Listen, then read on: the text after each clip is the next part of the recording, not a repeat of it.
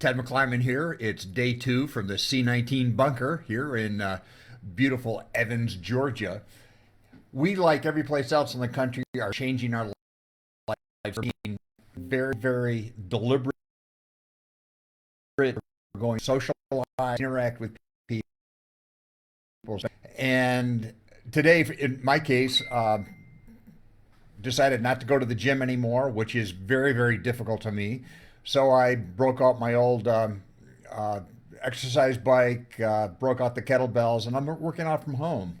The problem with that is if you've ever had a coach or been in a group, you're going to work harder and get a higher quality workout with a coach than you are yourself because, we're just kind of naturally a little bit lazy and pain hurts.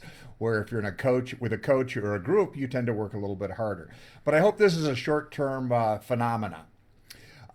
Hope everybody's doing well. I think we're going to be doing this a long time. So let's put our heads together and figure out what we can do to keep the civilization going. And I'm certainly glad this is not, 1430 in Europe during the plague or something like that. That would definitely be a different scenario.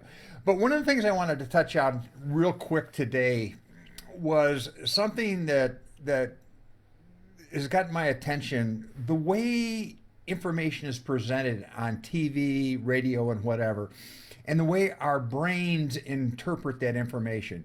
And the concept I'm going to talk about, it's called framing. Framing is a thinking bias or a cognitive bias. It simply means it's the way our brains bring information together and we react to that information emotionally.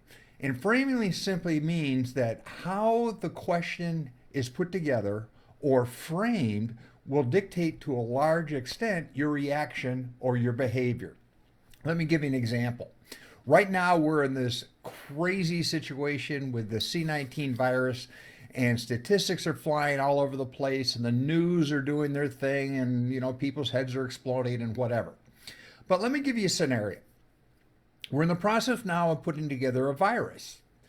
What would be your emotional or behavioral response if I said, wow, we've just put $1 billion and a lot of effort into a brand new vaccine and 98% of 100 people will survive. We think that's amazing. What's your reaction? A 98% survival rate. So if we give everybody in the population a shot and 98% survive, that's amazing. That's one way to frame the problem. Or I frame it differently. We've just developed a new serum, a new shot. We're going to start giving to everybody. But I got to tell you, 2% or 2 people out of 100 will die. Sorry, but we've got to do it. 2 out of every 100 will die. Now the math is the same. It's still a 2% mortality rate, but the way I frame the question, the way I frame the problem gives you a very different emotional reaction. And we do this all the time. But what I caution you today is you're watching the news.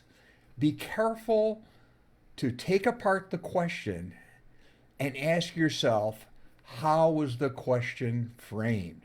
How was it put together? Was it put together in a way that impacted me emotionally? How was my cognitive response? How did I sit there and react? Because you've got to be very, very careful. Social media, the media in general, build questions and frame their questions in such a way that it causes an emotional reaction, some intended and some not so much, but it may be a very, very different response based on how you interpret the question. So again, would you rather have a vaccine with a 98% survival rate and unfortunately a 2% mortality rate, or would you be upset if we had a vaccine with a 2% mortality rate but 98% survived? That's a tough question. So I'm going to keep doing these on and off and try to get in and get into some of these ideas. So if you have any thoughts, check in. Let's share some information. I think we're going to be in the bunker for a while. So have a good day. Enjoy yourself. I'm not here. I'll be out in the garage spinning on my bike.